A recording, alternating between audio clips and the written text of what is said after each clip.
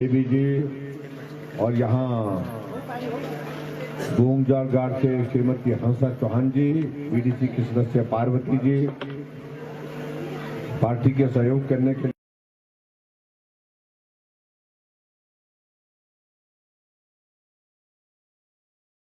लिए और हमारी पार्टी में सेवानिवृत्त होकर के हमारे ये बहुत मदद कर रहे हैं, जो रिटायर्ड हमारे लेक्चर होशियार सिंह जी, प्रिंसिपल होशियार सिंह जी, यहाँ हमारे बीच में चंद्रावती जी, डोलमा देवी जी, धूर सिंह जी, बुद्धि सिंह जी, संजय कुमार जी, महेंद्र सिंह जी, शेर सिंह जी, लुद्रमणि जी, रुद्र सिंह जी, चमन जी, घनश्याम जी फौजी है, देखना क्या एक्सर्विस में नहीं कल दो एक थी बिजली गुजरी वाली। और यहाँ चमन जी और बहुत सारे नाम है, पुरुषोत्तम जी, चित्र जी, सबका नाम के लिए मैं क्षमा चाहूंगा क्योंकि समय की भी कमी है। और उपस्थित सभी भाई और बहुत लंबे अरसे के बाद आता जाना हुआ, लेकिन अच्छा लग रहा है। जहां अंबिका माता के दर्शन करने का भी सौभाग्य प्राप्त हुआ, वहां आप सबके भी दर्शन करने का मुझे मौका मिला। मैं आप सबका बहुत बहुत धन्यवाद करता हूं। आप बड़ी संख्या में यहाँ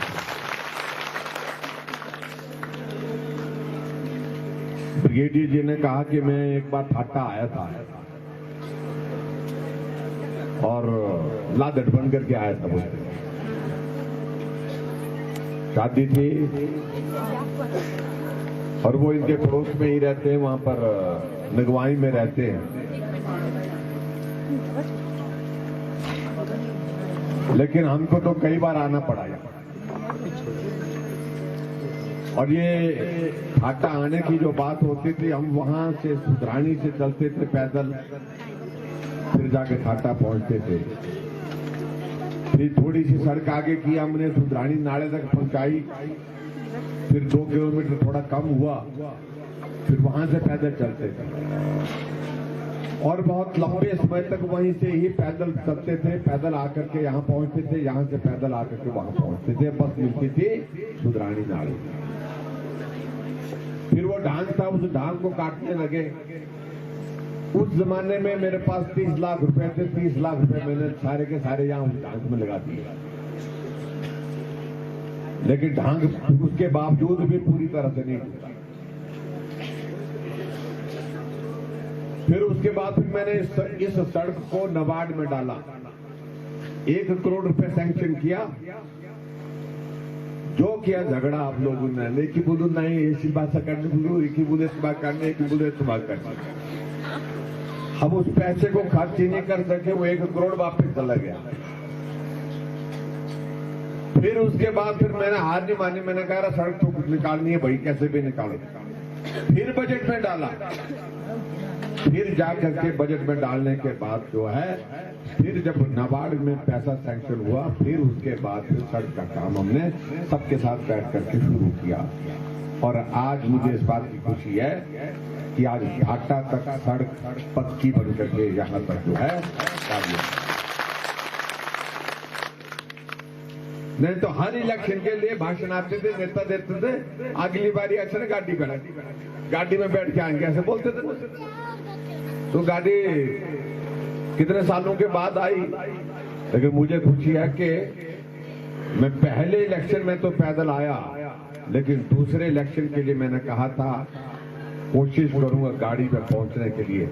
आए हम मुश्किल से हुए, लेकिन फिर पहुंचे, ठाटा तक पहुंचाएगा। आज मुझे खुशी है कि आज हमारी ये सड़कें धार से उस तरफ चले गई, उस तरफ की सड़कें धार के इस तरफ चले गई, और उसमें आप लोगों ने भी बहुत बड़ा योगदान दिया। योगदान इस रूप में दिया क्योंकि आप लोगों ने मुझे वोट दिया और 24 साल हो गए मुझे आपके विधायक, लगातार आपने पीठ नहीं लगने दी, चट्टान की तरह खड़े हुए, उसके लिए मैं आपको धन्यवाद। मुश्किल होता था, ठाटा आते थे पर वोट लेने मुश्किल होते थे। क्योंकि यहाँ गढ़ था, एक जमाने में कांग्रेस पार्टी का गढ़ था, और उस कांग्रेस पार्टी के गढ़ को तोड़ने के लिए वक्त लगा, बहुत सारे थोड़े थोड़े जोड़ते गए। फिर आज मुझे इस बात की खुशी है कि ये थाटा का गांव हमारा डेवलपमेंट के हिसाब से भी आगे बढ़ रहा है, और यहाँ हमारा साथ भी, पार्टी का साथ भी बहुत मजबूत हुआ है। नौजवान भी जुड़े, बुजुर्ग भी जुड़े, माताएं भी जुड़ी, बहनें भी जुड़ी, और आज मुझे यहाँ से भी, जहाँ हमको बहुत कम वोट पड़ते थे, वहां से बढ़त हासिल होती है। इसके लिए मैं आप सबका बहुत धन्यवाद करता हूँ।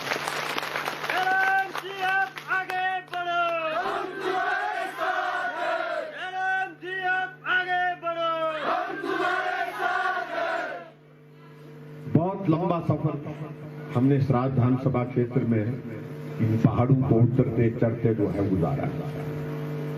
आखिरकार वो मेहनत रंग लाई, और आज हिमाचल प्रदेश में मुख्यमंत्री का अगर मौका मिला है पढ़ने के लिए, 68 विधानसभा क्षेत्र में से राजियों को ये मौका मिला है, ये भी आपको श्रेय जाता, उसके लिए भी मैं आप सबका धन्यवाद करता हूं। कई दिनों से इच्छा थी कि मैं बहुत जगह गया, थाटा के गांव में नहीं पहुंच पाया। 2018 में जब मैं मुख्यमंत्री बना था, उसके बाद में ऊपर मंदिर में आया था, शाटाधार के मंदिर में आया था, वहां आकर के आप सबसे मिलना उस वक्त तो हुआ, लेकिन यहां आपके गांव में आने की इच्छा थी, वो संभव नहीं हो पाया। बीच में ये कोरोना का दौर आया, कोरोना की वजह से ये हो गया कि भाई हमारा आना जाना बंद हो गया। कहा कि मुख्यमंत्री अगर लोगों के बीच में जाएंगे, भीड़ हो जाएगी तो कोरोना फैल जाएगा तो आदमी का जीवन संकट में पड़ जाएगा। फिर मैंने कहा कि भाई हम कोरोना नहीं फैलाना चाहते हैं, किसी की जिंदगी को संकट में हम नहीं डालना चाहते हैं, इसलिए हमने कहा रुक जाना चाहिए। हम रुके,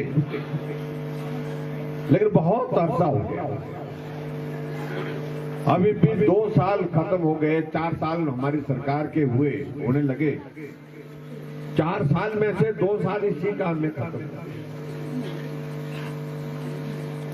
लेकिन जब भी हम इस बात को करते हैं, मुझे इस बात की खुशी है कि हमने हिमाचल प्रदेश के भी 68 के 68 विधानसभा क्षेत्र का दौरा किया, 68 के 68 विधानसभा क्षेत्र में विकास किया, और अपने सराज विधानसभा क्षेत्र में भी विकास किया। हाँ, मैं कुछ इलाकों को समझता हूं जहां ज्यादा कठिनाई, जैसा हमारा ये थाटा का इलाका है, डहार का इलाका है, इसमें अभी तक कठिनाई है, लेकिन फिर भी उसके बावजूद हमने यहाँ पर जो बड़ी कठिनाई है तो उसको दूर करने की कोशिश। आपने कहा कि पीएससी चाहिए, पीएससी हमने आपको दे दी। अब जगह जमीन का इंतजाम आपने कर लिया, अब टेंडर की प्रक्रिया पूरा होने के बाद उसके लिए बजट दे करके काम करेंगे। आपके सामने स्कूल के भवन के लिए बोला, स्कूल का भवन आपको दिया बना करके।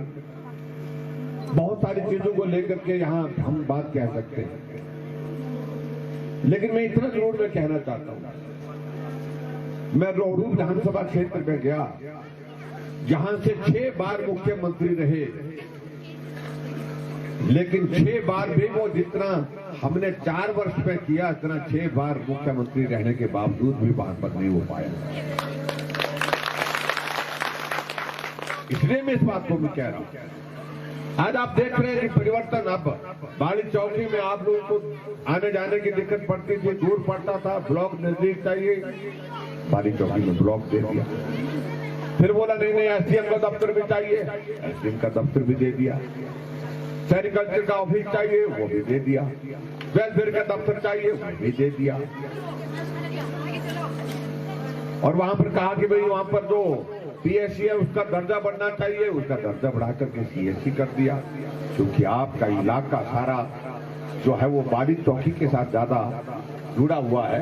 और अब तो मुझे लगता है कि आपका तो लगभग बाड़ी भी बराबर है और जिंजियाली भी बराबरी है, क्योंकि सड़क जुड़ गई, दोनों तरफ से जुड़ गई।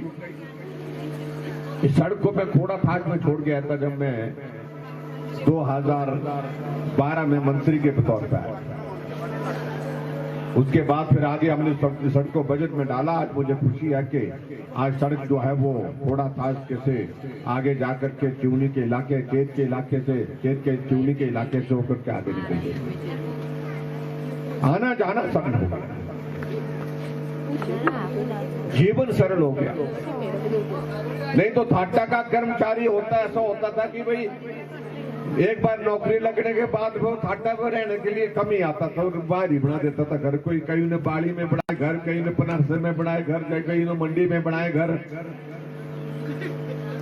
अब आप देख रहे हैं कि जो कर्मचारी बाहर चले गए थे, आज जो है वो वापिस भी घर आ रहे हैं, परिवार भी आ रहा है, घर भी बना रहे हैं, घर भी बसा रहे हैं। ये हमारे लिए खुशी की बात है। भाई और बहनों, आज बड़ी लंबी बात करने की गुंजाइश नहीं है, क्योंकि आगे अभी तक चूनी में भी, चेत में भी कार्यक्रम रखे हैं। उसके बाद थुनाग में भी लोग इंतजार कर रहे हैं। ब्रिगेडियर खुशहाल ठाकुर जी हमारे बीच में यहाँ पर, इनको भारतीय जनता पार्टी ने इस चुनाव के लिए पार्टी का प्रत्याशी घोषित किया है। ये चुनाव बीच में आया और बीच में इसलिए आया कि हमारे रामस्वरूप शर्मा जी, जो हमारे सांसद जी हमसे चुन करके जो गए थे, वो हमारे बीच में नहीं रहे। उनका आकस्मिक निधन हो गया, सीट खाली हो गई और सीट खाली होने के बाद यहाँ ये उपचुनाव हो रहा है। और ये हमारी और आप सबकी परीक्षा है। सभी लोग, पूरे हिमाचल वाले सब खबर ले रहे हैं मंडी में कैसा चल रहा है, कौन आगे चल रहा है। भाई आगे कौन चल रहा है? आगे सराजी चलेगा, सीधी सी बात है। और क्या गुंजाइश है यहाँ पर? इसलिए मंडी के नॉमिनेशन के दिन मैंने एक बात कही।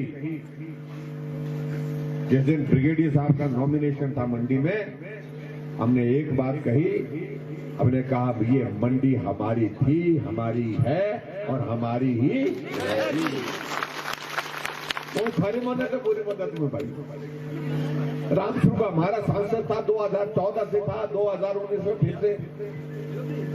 और देखो, आप देखिए रामस्वरूप शर्मा दुबला पतला था, तो उसको देखो, आपने देखा। हाँ जी, लेकिन 4,05,000 वोट से जीतने का श्रेय सिर्फ रामस्वरूप जी को है मंडी लोकसभा में। इससे ज्यादा वोट, इससे इतने वोट से कोई भी नहीं जीता। वीरभद्र भी लड़े यहाँ से, प्रतिभा भी लड़ी यहाँ से, गंगा सिंह जी भी लड़े, महेश्वर सिंह जी भी लड़े, यहाँ सुखराम जी भी लड़े, लेकिन 4,05,000 वोट से जीतने का श्रेय रामस्वरूप शर्मा जी को है। इसलिए हमने उस लक्ष्य को कई बोलने लगे कि भाई नहीं, अब राजा की रानी खड़ी हो गई तो राजा के कुछ साथी हैं तो वो निकलेंगे बीच में। मैंने कहा भाई कहाँ निकलेंगे? अगर राजा साहब के साथ रहे उसमें कोई बुराई नहीं, एक दौर था उनका, लंबे समय तक रहे वो। लेकिन आज जरूरत क्या है? आज राजनीति, हम राजा तो नहीं है, हम तो प्रजा में से हैं, आप लोगों में से। हम गरीबी के दौर में से गुजरे हुए लोग हैं, मेहनत मजदूरी से पहुंचे हुए, यहाँ तक पहुंचे हुए। मैं राजा परिवार का नहीं हूं, लेकिन आज की तारीख में हिमाचल प्रदेश के मुख्यमंत्री एक सराजी है, इसलिए आपको सोचना है।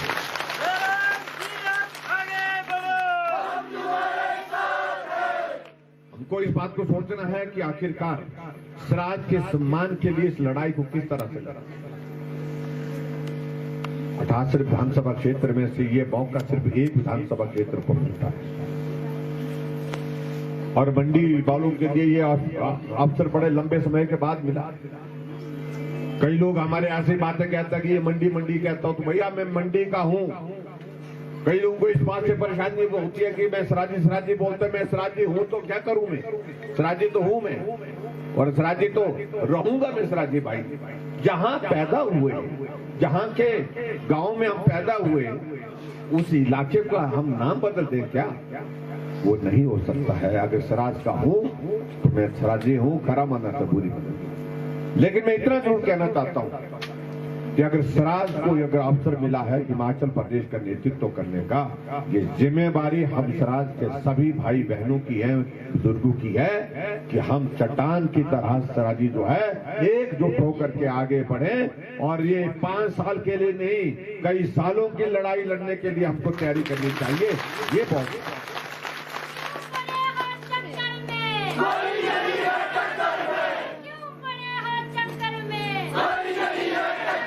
और इसके लिए जरूरी क्या है? इसके लिए जरूरी है जब परीक्षा का दौर आता है, ऐसा दौर आता है, ये है परीक्षा का दौर। आप लोग देखेंगे पिछले इलेक्शन में आप लोगों ने विधानसभा में मेरे को 12,000 वोटों से जिताया, कोई नहीं जीता 12,000 वोट से इस विधानसभा क्षेत्र से। लोकसभा का चुनाव आए तो लोकसभा में आपने रामस्वरूप जी को यहां से 37,000 की बढ़ दी। आज तक हिमाचल प्रदेश में 5 मुख्यमंत्री मेरे से पहले भी, लेकिन किसी मुख्यमंत्री की कॉन्स्टिट्यूंसी से किसी भी लोकसभा के चुनाव के लिए, एमपी के चुनाव के लिए 37,000 की बढ़त नहीं मिली। ये सिराज विधानसभा क्षेत्र है जिसने 37,000 की बढ़त देकर के रिकॉर्ड स्थापित किया और ये रिकॉर्ड कायम रखना चाहिए भाई। ये रिकॉर्ड कायम रखना ये बहुत जरूरी है। उसके लिए मेरा आप सबसे निवेदन है, कुछ काम हुए होंगे, कुछ नहीं हुए होंगे, कुछ कहां कहीं कमी रह गई होगी, बैठेंगे हम आपस में बैठ कर समाधान निकालेंगे, लेकिन यहां कमी नहीं होगी। इस कमी का संदेश बहुत खराब है। किसकी हिम्मत नहीं होनी चाहिए कि वो सिराज की ओर उंगली खड़ा करके बोले कि सिराज से हमने ज्यादा वोट ले लिए। सिराज पूरे हिमाचल प्रदेश में पहले स्थान पर है और पहले स्थान पर रहना चाहिए। हर बात में, हर बात में रहना चाहिए, हर बार रहना चाहिए। ये बहुत जरूरी है। उसके लिए मैं आप सबसे सहयोग और समर्थन मांगने के लिए आया। हमने सरकार में आने के बाद 70 साल के बुजुर्गों के लिए सबको पेंशन का 1 साल के लिए हमने के ऊपर जितनी भी महिला पेंशन का प्रावधान किया। कांग्रेस 50 साल तक सत्ता में रही, उनको पूछा तुमने क्या किया? हर एक घर में गैस का चूल्हा दिया, जहां मिला चूल्हा कि नहीं मिला? सबके घर में, हिमाचल में एक भी घर नहीं छोड़ा जहां गैस का चूल्हा नहीं दिया। 3,25,000 गैस के चूल्हे गाँव। मैंने कहा था कि शहर के लोग जो है वो गैस पर खाना बनाए और हमारे गांव के लोग धुएं में ही है। हमने कहा ये गैस का चूल्हा गांव में भी पहुंचना चाहिए, गांव में भी हर घर में पहुंचना चाहिए। हर घर तक गैस का चूल्हा हमने हिमाचल प्रदेश में, कांग्रेस ने दिया आपको गैस का चूल्हा। बुजुर्ग लोगों के लिए पेंशन, महिलाओं के लिए 65 वर्ष के ऊपर पेंशन, हर घर में गैस का चूल्हा और उसके बाद बीमार आदमी के लिए इलाज करने का कोई प्रावधान नहीं था। आज से पहले हमने सरकार में तय किया, गरीब आदमी होगा उसका मुफ्त में इलाज करेंगे। हिम केयर का कार्ड बनाओ और उसके कार्ड के साथ आपका इलाज जो है हॉस्पिटल में मुफ्त में इलाज करेंगे। 1,75,000 से ज्यादा गरीब लोगों का इलाज हम अब तक मुफ्त कर चुके हैं हिमाचल प्रदेश। 50 साल कांग्रेस पार्टी रही, कभी सोचा उसने गरीब आदमी का इलाज करने के लिए हमको कोई योजना बनानी चाहिए, कोई स्कीम बनानी चाहिए, मदद करनी चाहिए। और आगे बढ़कर के हमने एक और स्कीम शुरू की। ऐसे लोग जो बेचारे बेसहारा हैं, घर में हैं, चल नहीं सकते हैं, बीमारी ऐसी लग गई, किसी की किडनी फेल हो गई, किसी को कैंसर हो गया, किसी को पैरालिसिस हो गया, अभी वो चल नहीं सकता है, किसी के एक्सीडेंट के कारण जो है चोट लग गई और वो बिस्तर पर पड़ा है। ऐसे जितने भी मरीज हिमाचल प्रदेश में हैं, उनकी हमने लिस्ट बनाने के लिए कहा है। और जितने भी मरीज ऐसे जो चल नहीं सकते, अपना काम खुद नहीं कर सकते हैं, उनके खाते में हर महीने के 3,000 रुपए हम मदद की ओर से डालते हैं। पूछो कांग्रेस को, तुमने 3 पैसे डाले कहीं? सरकार बनने के बाद गरीब के लिए नहीं, अपने लिए नहीं सोचते। अभी हमने एक और स्कीम शुरू की है, और स्कीम हमने शुरू की है जो गरीब परिवार की हमारी बेटियां हैं, जो बीपीएल परिवार में हैं, जब शादी होगी, शादी में हमने तय किया कि हम बीपीएल परिवार की बेटी, चाहे वो अनुसूचित जाति से है, चाहे ओबीसी से है, चाहे शेड्यूल कास्ट से है, चाहे वो जनरल कैटेगरी से है, जब शादी होगी स्त्री बेटी की, हम शगुन के रूप में 31,000 रुपए उसके खाते में डालेंगे। 31,000। कांग्रेस को पूछो, तुम 50 साल सत्ता में रहे, तुम लोगों ने ऐसा सोचा क्या गरीब आदमी की मदद करने के लिए? इसलिए बहुत सारी चीजों का जिक्र करें। जितनी सड़कें हिमाचल प्रदेश में कांग्रेस 5 सालों में नहीं बना पाई, उससे ज्यादा सड़कें हमने 3 साल के कार्यकाल में हिमाचल प्रदेश में इस कोरोना के बावजूद बना कर। इसलिए काम की बात मत करिए, हम उनको बोलते हैं, हमारे साथ मुकाबले की बात मत करिए। हमने हिमाचल प्रदेश में हर क्षेत्र में काम किया है और उसका परिणाम आपने देखा कि जब भी परीक्षा का दौर आया, हम उस परीक्षा में सफल हुए। लोकसभा की 4 सीटें हमने जीती, रिकॉर्ड वोटों से जीती। पूरे देश भर में सबसे ज्यादा वोट की परसेंटेज अगर किसी स्टेट की है, वो हिमाचल में नंबर 1 पर है। 70% वोट भाजपा को पड़े पिछले 2019 के चुनाव में। और उस लोकसभा के चुनाव में हिमाचल प्रदेश की 68 सीटों पर भारतीय जनता पार्टी जीती। ना वीरभद्र के राज में जीती, ना दूसरे के किसी के राज में जीते। 68 सीटों पर जीत किसी की नहीं हुई थी, लेकिन आप सबके आशीर्वाद से हम उसमें सफल हुए। 68 सीटों पर भारतीय जनता पार्टी जीती। कोरोना का दौर आया, उस कोरोना के दौर से भी अब बाहर निकल रहे हैं। उसमें भी मैं कह सकता हूं, उसमें भी हम जीत हासिल कर रहे हैं। पूरे देश भर में टीका लगाने, वैक्सीन लगाने की बात आती है तो हिमाचल पहले नंबर पर आया, पूरे देश भर में पहला से। और अब ये चुनाव आगे, लोकसभा का चुनाव मंडी का है, 3 विधानसभा के चुनाव है, और मुझे पूरा भरोसा है कि हिमाचल प्रदेश की जनता इस परीक्षा में भी हमको सहयोग करेगी, मदद करेगी। हम तीनों विधानसभा के चुनाव भी जीतेंगे और ये मंडी लोकसभा का चुनाव तो कई लाख वोटों से हम जीतने वाले हैं, ऐसा मुझे पूरा भरोसा है, पूरा विश्वास है। और मैं आप सबके आशीर्वाद से, आप सबके माध्यम से ब्रिगेडियर साहब को आश्वासन देता हूं, विश्वास दिलाता हूं कि यहाँ से कभी नहीं रहेगी। बोला कि गलत बड़े बड़े हाँ, यहाँ देखते गए, यहाँ पर बैठे देवी के आशीर्वाद से जो बात सच्ची है वो सच्ची है। देवी का प्रताप हमारे यहाँ नजदीक के आदमी है, अपना बाणु, राजे बाणु, अपने नाता, अपना रिश्ता, अपना नाता, सारी बातें, सारी चीजें इन्होंने समझा दी आपके बीच में। इसलिए मेरा आप सबसे यही निवेदन है कि भाई कमी मत रखें। हालांकि मेरे पास समय की बहुत कमी थी, ये आज का दिन मैंने स्पेशल निकाला, मैंने कहा थाटा जाना जरूरी, जाना भाई जाना, नहीं तो थाटे वाले को फिर जाएंगे। मैं क्या थाटे वाले को पता जब हमने फिर आते भी नहीं, जो शुरुआत तो यहीं से होती है रात। हाँ, तो इसलिए हमने कहा कि जरूर जाना भी। मेरे को बहुत टाइम हुआ है और मेरे मन में इच्छा भी थी, दिल में इच्छा थी कि कई दिन उससे सब जगह जाना हो गया, लेकिन आप बीच में यहाँ गांव में नहीं आना हो पाया था। आज आपके दर्शन करने का मौका मिला। आप सबकी शुभकामनाएं हम लेकर के जाएंगे और मुझे आप सबकी ओर से मैं ब्रिगेडियर साहब को विश्वास दे रहा हूँ कि यहाँ से भारतीय जनता पार्टी को रिकॉर्ड बढ़त मिलने वाली है। फाटा की पंचायत से, जल घाटी इस पंचायत से, और आगे की बात में विकास के संदर्भ में मैं आपके बीच में फिर से आऊंगा, फिर बात करूंगा। जो बातें करने की होंगी वो करेंगे, लेकिन हम कभी भी कमी नहीं छोड़ेंगे, ये मैं आपके बीच में कहना चाहता हूं। आज के इस कार्यक्रम में आप सब पहुंचे, आप सबका बहुत बहुत धन्यवाद। नमस्कार, जय हिंद, जय श्री राम।